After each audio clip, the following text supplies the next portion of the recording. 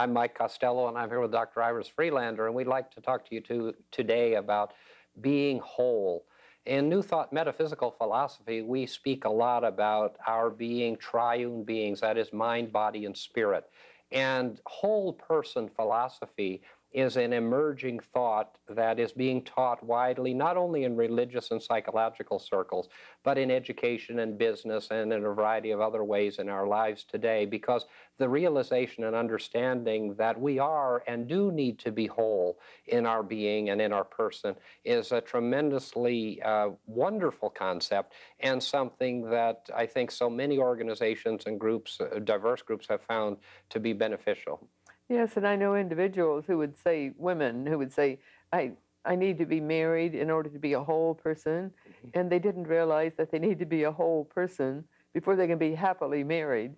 And it's true, isn't it, that we have to be a whole person before we can be a sufficient partner in any endeavor, whether it's business, personal, or whatever. And that concept of being made whole is one that really falls to us, doesn't it? You know, so often in today's environment with healthcare, we think about going to the doctor and doing what the doctor says to make us well. When we think about spiritual matters, we go to the minister, or the priest, or the rabbi, and we look at that person to make us spiritually well. If we have some psychological or mental problems, we go to the psychologist or the counselor. And so we look to the outside, to people, to make us whole, but in fact, it's an inside job, isn't it? And it's also our own responsibility to really make ourselves and come to the full realization of our completeness and our wholeness as individuals. And I think when we begin to do that, then some of the very difficult things that come to life, like loneliness, sense of separation, and a lack of self-esteem and self-worth, melt away. And of course, we know that those things are, and depression, all just fill so many people's lives and rob them of the vitality that they need and should have in this wonderful and magnificent thing that we call life, confident living. Yes, and someone asked me, how do you counsel? And I said, well, I think that I think that both you and I just show people their options.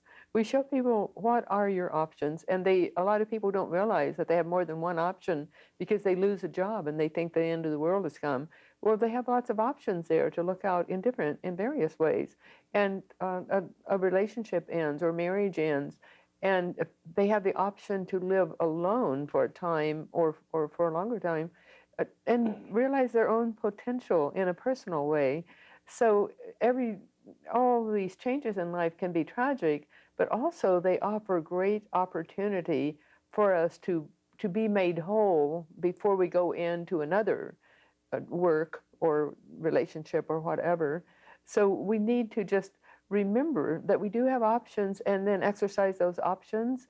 And life is far more exciting, isn't it? It is absolutely more exciting. And you touched on a very, very important point when you made mention of the women who need to be married in order to be made whole, although we know men that need to be married to be made whole as well. So, or have that concept that we do need to be whole persons before we can really participate in life fully and completely and benefit ourselves and those around us.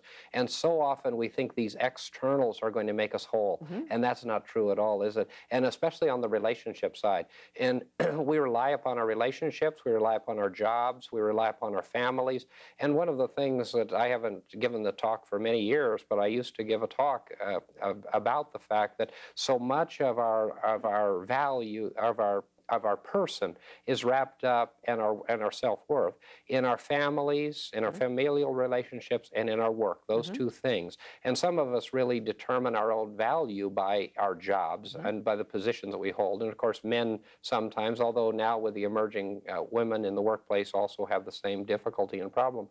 But as we look at this reality, we find that that's not the case, that these things don't at all define us, but that they are just experiences through which we move in our lives. And by allowing those things to define us and to make us whole, we're really opening ourselves to a tremendous amount of pain, because jobs and relationships are going to change, and we're going to lose both of them. It doesn't matter how long you have a job, or anybody has a job or a position, you're going to lose it. You're either going to retire, you're going to get fired, or you're going to die, or the job or the company's going to move, or some such thing. Relationships are the same. We think that they're eternal, and of course we hope that our relationships are eternal, but the truth is that, and our relationships in truth can be eternal, but the relationships that we share on this physical plane are transient. And even the best relationship, whether it be a 50 or 60 or 70-year relationship, those relationships change and those relationships end. Our relationships with our children and our families, all of that is in constant flux. And so if we place ourselves in the position of relying heavily and with the expectation that work and personal relationships and home environment aren't going to change, we're just setting ourselves up for a tremendous amount of pain, and we're avoiding the reality of being the whole person that we need to be, so that we can enjoy those things while we have them. We can grow through them as we go through them, but we understand that they are changing, and that those around us are changing constantly, and that there is no constancy in either of these aspects of our lives. Yes, and in the business world, the happiest and most productive situations are where management allows the individuals to show their individuality in their work, and to not be too hands-on to make all the decisions themselves. And you've seen that in your own business, and I know that that's how you do. And sometimes you have to pull people up short, but that's life. But overall, when they have free rein to use their own initiative, then they're far more productive. And it's one of the most tragic things to me in counseling is to see a couple who, one, doesn't allow the other freedom to be themselves, and they don't allow them a freedom to live a full, rich life. And they think that everything that's important is only when they're sharing it together. But they learn, if they do go to counseling, learn and try, work at it, then they learn that life is ever so much more rich when they do come together, if they've done things apart that are significant. And then when they come together, they have that extra dimension added in their lives. And so if we could give anyone advice, it would be just to let the other person be and let them realize their own potential, because you cannot be a whole person and have someone else carving into your psyche their own values over much. And that goes to the very heart of being a whole person, and being a whole person in and of ourselves. And so that ability to be able to share that wholeness with someone else, but not to share that partial, I'm part and you're part, and together we make a whole. And although we make a family unit or we make a relationship, the fact is we need to be whole within ourselves. We need to be complete within ourselves, and we need to be satisfied within ourselves. And when we are then, and we lose a spouse or partner, then we continue with our lives. And sure, we miss that person tremendously, but still we're continue being a whole person, because that's what we were before losing that one. And the same is true in losing a job. If we are content within ourselves and lose a job, then we can go on with the same equipment that we had and apply it somewhere else. Where if we put all the credibility of the entirety into that job, then we're not being a whole person in that work. So we would encourage everyone to just look at their own lives and see, are they working toward being a whole person, or are they fragmenting their lives over much? And this wholeness, we talked, and I spoke at the very beginning of the program about New Thought and metaphysics and the concept of mind, body, spirit, and of course many psychological groups subscribe to it, as we do, that we are triune beings. We're composed of mind, body, and spirit, aren't we? And those three things come together to make us whole. And it's interesting that those don't have to do with externals, those have to do with internals. Yes, the kingdom of God lies within. And so and it all begins within ourselves. And if we sell ourselves short, if we don't really realize our own potential, and don't realize and appreciate the potential within others, because it's when if we truly realize that potential within ourselves, then we allow everyone the same freedom and the same encouragement. We lift them up all that we can. And those are the people who are happy in life. And those are the people who are productive in life, aren't they? Absolutely. And that productivity has so much value for ourselves and for others. And so much of what we talk about in the program, we go back to this issue of youth and so much of the crisis that we have with our youth today.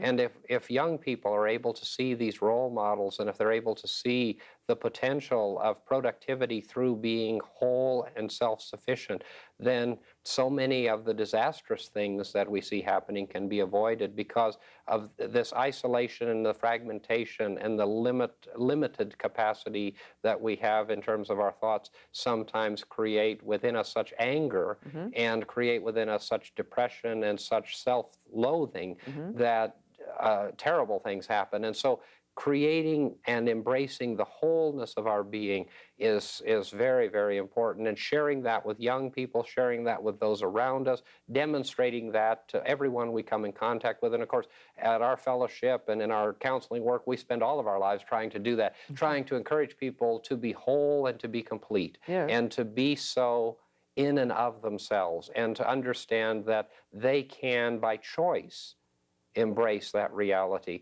And so often people think, well, it's so complicated, or that it's something that has to be learned. And in fact, the learning of it is really just conceptual more than it is intellectual. And we're so used to intellectual learning. So someone wants to come and say, I remember on one occasion, I was talking about an aspect of wholeness, and they said, well, now just tell me how, 1, 2, 3. Well, it's a conceptual aspect, not an intellectual one. And so if we grasp the concept, and if we begin to internalize that concept, then we begin to make connection with those things that are important. And then the mind, body, spirit concept comes together in a beautiful and magnificent way. Yes, and we have to appreciate, it's when we appreciate others and their differences that we're happier in our own right, as you were just saying.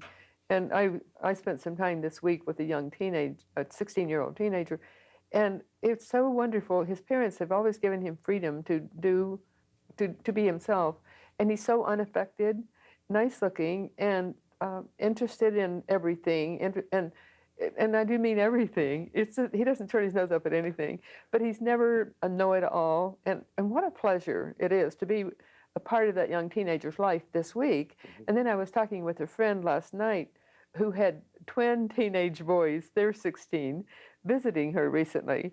And she said, those boys are my grandchildren, but I really wonder where they got the ideas they have. And I said, for example, and she says, well, I took them on a tour of the port. I took them down to the port of Long Beach, and I was telling them that this is one of the largest ports. And one spoke up and said, no, it isn't. There are other ports much larger than this. And she said, why does he have to have that attitude? And that's a good question. Why does he have to have that attitude? Something either from a past life or his surroundings in this life have made him have to be divisive and determined, and to try and tell and to try and know everything. And he doesn't realize that he doesn't have to know anything. He just has to accept whatever is said and evaluate it and think for himself. But and I was thinking last night, what a difference in these two 16-year-old boys. Well, there's two twins, and apparently they're very much alike. But it's the way children are raised, and it's the way they are treated as they grow, that helps them either be a whole person in their own right, and the one teenager or any person who's confident within themselves and just look out and listen to what people have to say and either agree or disagree or say, oh, I never realized that.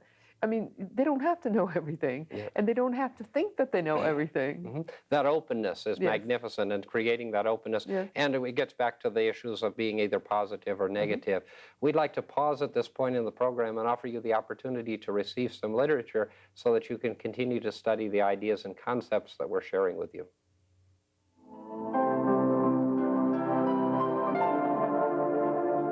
We would would like to offer you the opportunity to receive one of these free booklets to further your understanding of the New Thought message of confident living.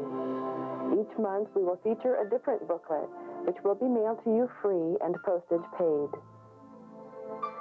Simply address your request to Confident Living at P.O. Box 7726, Long Beach, California, 90807.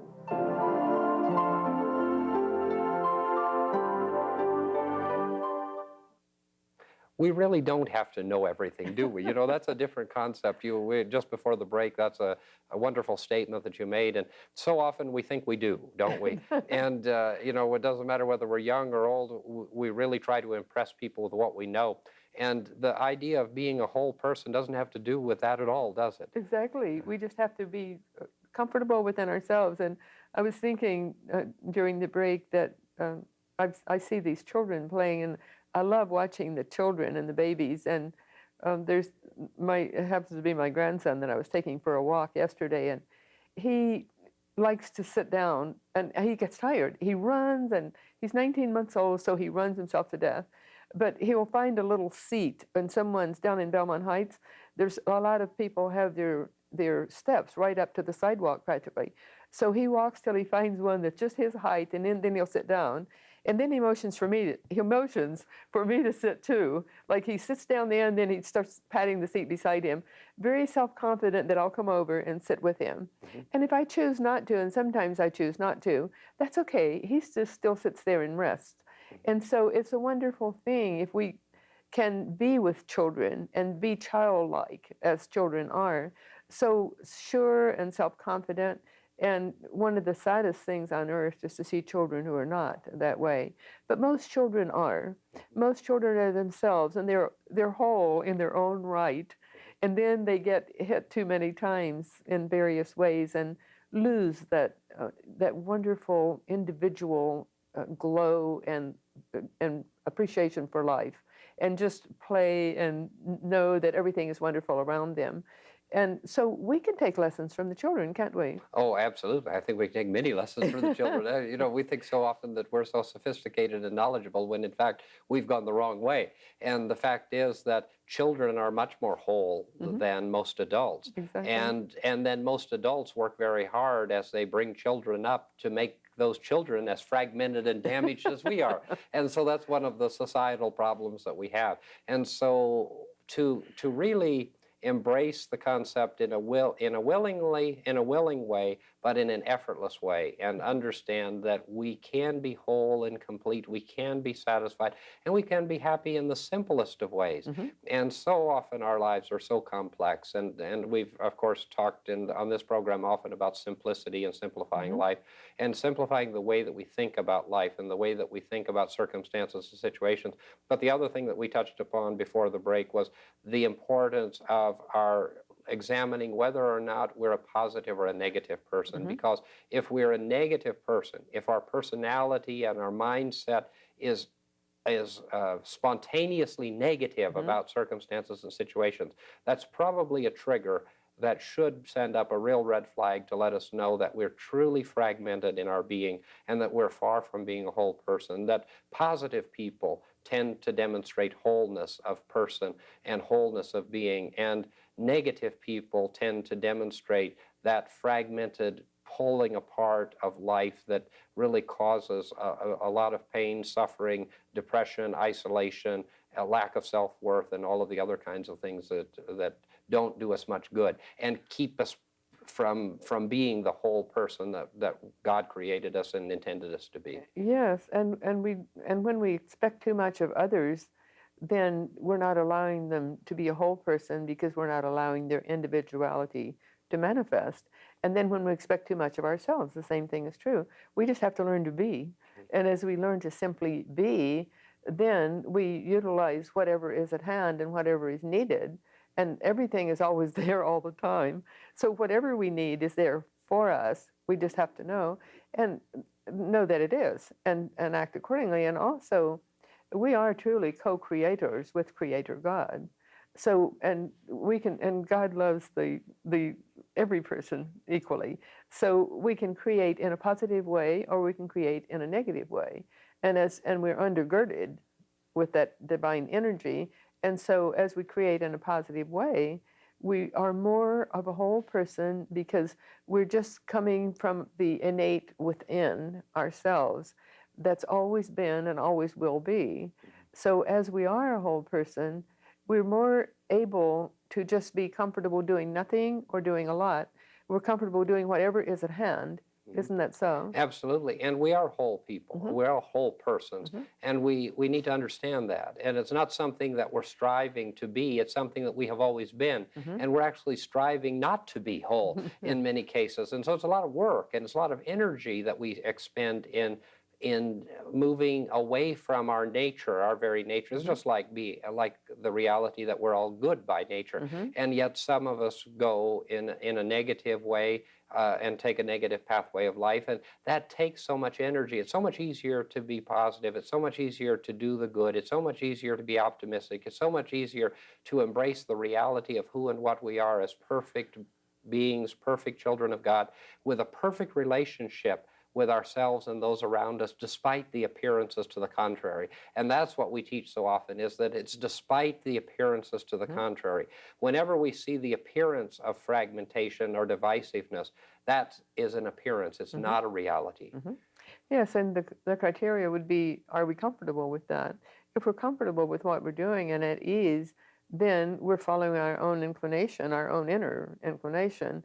And if we're not comfortable with it, then we know, well, we need to do something differently and do that differently.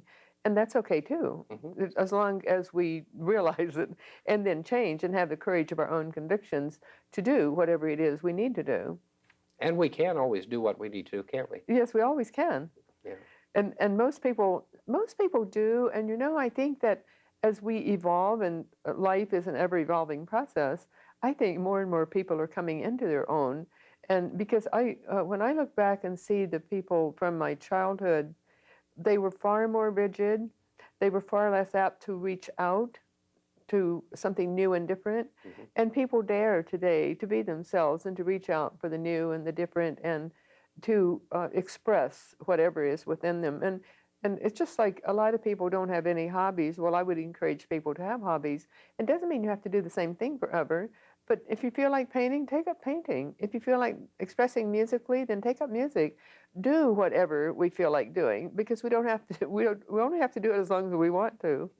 And that expresses our wholeness, doesn't it? Yes. By taking up and doing those things that we're led and guided to do. And we need to open ourselves to be willing to do that. And we need to do it in spite of the fact that those around us may tell us that's not what you need to do, or that you can't do that, because so often we're told that. Yes. And we need to really learn that just because people say or do certain things that negate us or negate something that we want to do in life doesn't mean that we have to do it, but yet so many are led by those around them.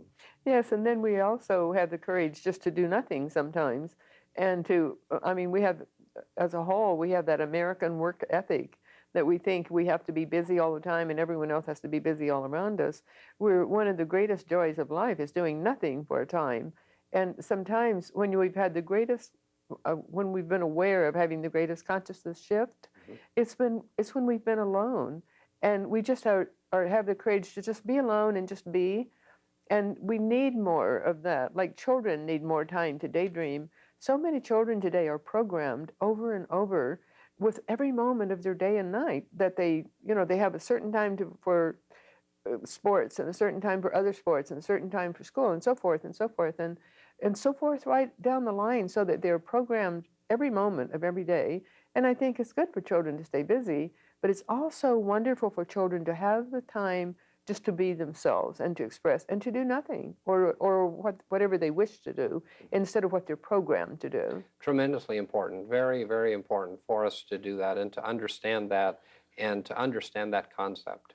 Yes, and then to do it to be able to in our own lives follow our initiative to do whatever we choose to do, and then we'll find things that give us great happiness. And if we do something for a time and don't want to do it, it's just like we belong to a club or organization. It doesn't have to be a lifelong commitment.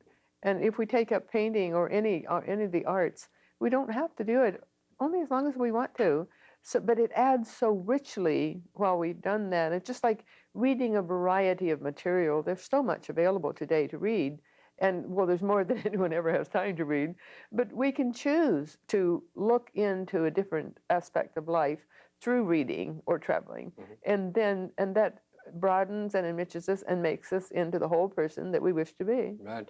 And as time is getting away from us in the last couple of minutes, we always want to touch on the fact from a spiritual standpoint, and as we talk about mind, body, spirit connection, the value of meditation and prayer, but meditation and centering prayer. We talk about meditation and centering prayer in creating the consciousness of our whole person, mind, body, and spirit, our whole person consciousness. And meditation is really a way to do that, isn't it? When we unite ourselves with the presence and the power of God in just a stilling and centering way, and we quiet all of this busy. We're so busy, you know, and you're absolutely right. We think about it, the young people, and I marvel at the families and what they do. And I talk to so many people, as you do in counseling, who tell me, you know, the weekends are just so full with soccer and this and that and the other thing. And yet what we need to do is to just simplify our lives, and we need that time of meditation. We need that time of reflection. If it's a book, if it's a quiet time with some music, if it's a walk in the woods or the park, but a better practice is where we are right in our own homes every morning and night to practice a few moments of meditation, isn't it? Yes, and we have to go into a time of introspection to really know who and what we are. And when we do, it pays off so richly in wonderful dividends, because then we're more sure of ourselves and we're more attuned to Creator God. And the more attuned we are to divinity, the more happily we carry through the chores that we have to do. And we all have chores, one thing or another.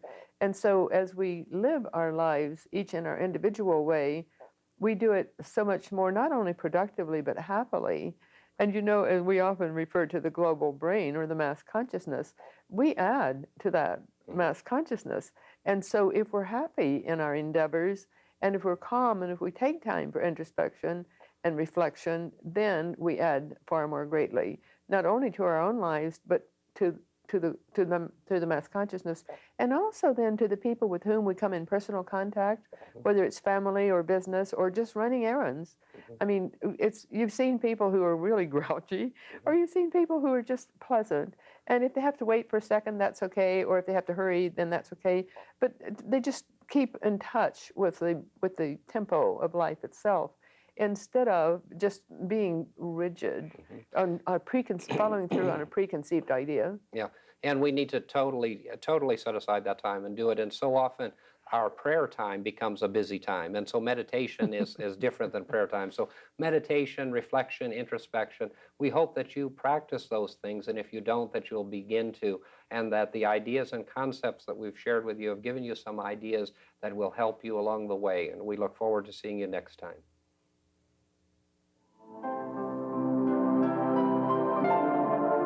Mike and Iris would like to extend a cordial invitation for you to join them this Sunday morning at 11 a.m. for our weekly celebration service at the beautiful Seaport Marina Hotel at the corner of Pacific Coast Highway and 2nd Street, adjacent to the Marina Pacifica and Marketplace shopping centers.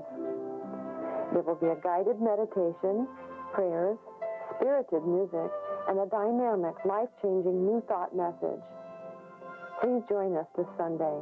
You will be warmly welcomed into the company of like-minded, positive, and uplifting people. And remember, whatever your dream, whatever your vision, you can attain it through confident living.